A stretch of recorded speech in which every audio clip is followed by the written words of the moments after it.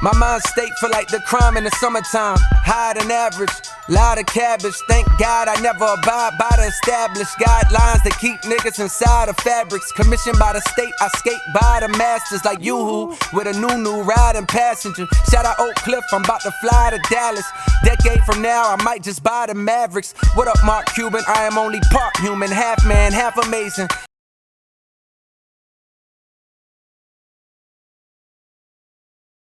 Episode 3 of The Comeback. So I'm officially 9 weeks out from my surgery. I have permission now to do a lot more stuff. Me and Jake, my physical therapist, we've got a lot of stuff that we've been working on. I go to physical therapy twice a week, but he's got me doing a lot of stuff, a lot of homework, a lot of training on my own. So we're gonna take you guys through some of that stuff that we're doing today and some of the stuff that I'm able to kind of start building up towards. I have a little bit of like an anterior pelvic tilt, which just means that my hips are kind of tilted forward naturally. And what this does is it tilts the pelvis forward, and it actually kind of makes it hard for me to get into some of the positions that I need to for weightlifting. It's probably one of the things that led to some of the hip issues that I've been having. So some of what you're gonna see is going to be trying to kind of fix that anterior pelvic tilt or work on it so that when I get back to weightlifting, I can keep my hips healthy. All right, we're gonna head over and start out with the first thing. The first thing Jake's got me doing are just some hip tilts. So essentially I'm trying to take my hips from an extended position to a more neutral position, okay? Just like this. For me, this is pretty tough, again, because I'm kind of stuck in that anterior pelvic tilt position. So breathing in when I'm on the ground, breathing out as I tuck my pelvis up, kind of feeling my abs work.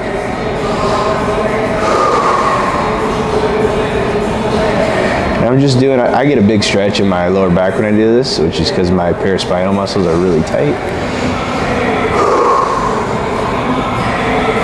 He's got me doing like 20 rep sets on these, just really pulsing them, trying to do them multiple times per day. So next one's gonna be the couch stretch, right? We've talked about this one before. If you followed the gym's page, basically right here, we're trying to stretch the quads and the hip flexors, and then even all the way up into the psoas. So the psoas runs from the front of your hip all the way through kind of the middle of your body and then hooks onto your back. And for me, it's really tight. And so what it does is, since it's hooked here and into my back, it pulls my back forward into extension. So really trying to stretch out that psoas muscle. And we're gonna do a couple more things for it, but this is one of the things. That anterior pelvic tilt a lot of times is due to having that front side of your body really tight, and mine is definitely tight from all the years of weightlifting. All right, so again, we're gonna kind of do a modified version of the frog stretch. So for me, again, I'm really good at being in extension and having this big arch in my lower back. So we're actually trying to take that out. So I'm really gonna try to tuck under and almost like round or flex that lower back. And then I'm just gonna push into it and see how deep I can get, okay? While keeping that spine like that, okay? A lot of people, they're doing this and they're gonna try to stay extended, okay? For me, again, I'm trying to get some sort of flexion in that lower back just to neutralize it and not be stuck in extension. So when I do this, I'm trying to breathe into that lower back and really feel like I'm getting a stretch through my paraspinals, which honestly, I should not be getting a big stretch there. It's just that I'm so tight from years of not taking care of my body, so don't do what I did. The other thing is when generally people that have that big arch in their lower back like I do, they kind of have to make up for it by having a little bit of a rounded upper back and have poor thoracic mobility.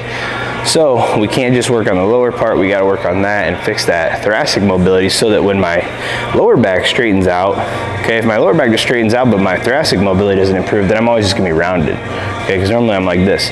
So we need to work on that thoracic, that upper back mobility. And so one of the best ways to do that, we're gonna take this PVC pipe, bring those elbows together. Again, for me, I'm gonna almost try to stay rounded when I'm doing this. I'm just gonna sink down.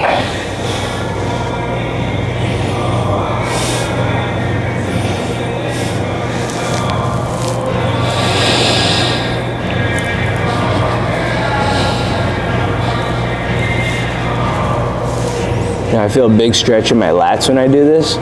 Okay, again, the key is kind of rounding your back. If you're here, it takes a lot of stress off the lats. We want to stretch the lats when we do this.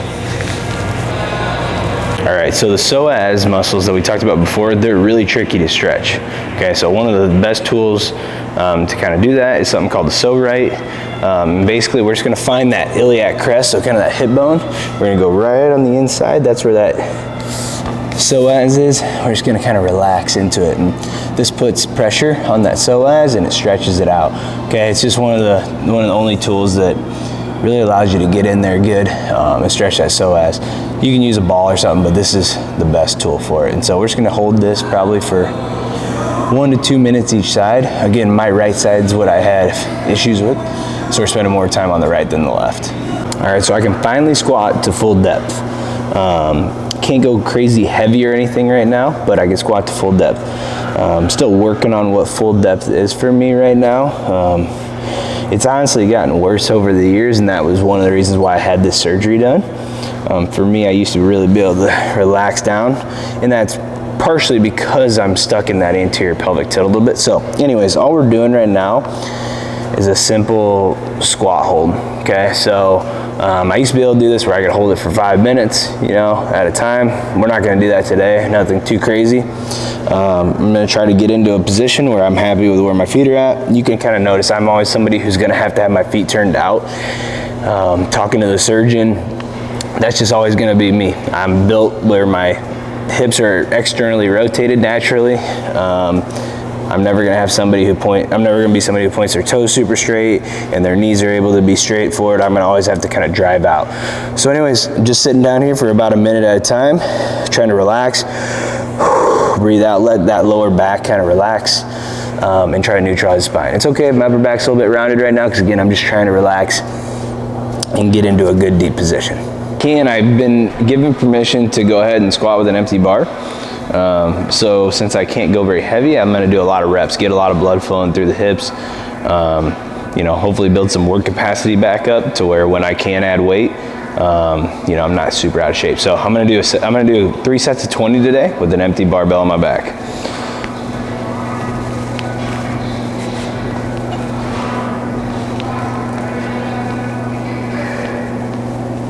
Really focused on my form, making sure my knees track. I'm getting nice and deep every rep.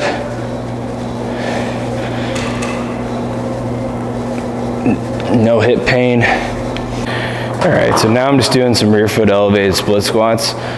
Clearly, whenever you have surgery only on one side, you know, I had to be off of this side for a while, so my right side's gonna kind of come out of surgery a little bit weaker than my left.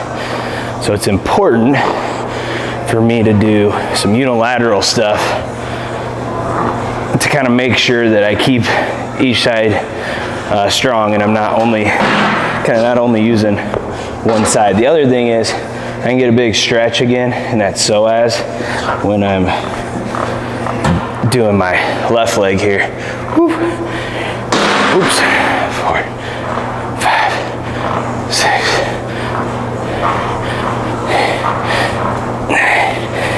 One of the other things that I've got permission to do, because it's hard to, we can't really load the hip too much with like pulls, right, deadlifts, anything like that, but I can do back extensions. So using the GHD today, I've been doing a lot of back extensions, trying to keep my posterior chain really strong, so when I come back, again, that's already set. So the way I do them is I put a bar on my back, just like I'm squatting. I got a women's bar here because I'm not crazy strong yet, right? So just a 35-pound bar, and I'm gonna do 20 reps.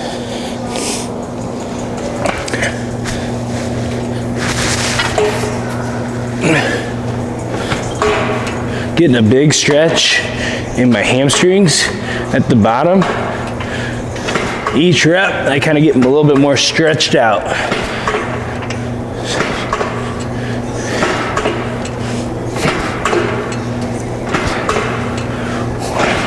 All right, so we've been doing these comeback episodes about every month or so. And that's just because training and what I'm able to do doesn't really vary a ton from, you know, within a few weeks of each other.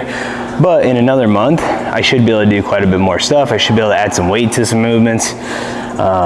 and hopefully start getting training looking like training again and not just rehab. So again, we'll pop another one of these out in about a month or so. So be tuned for that. But last thing, I just want to kind of talk about,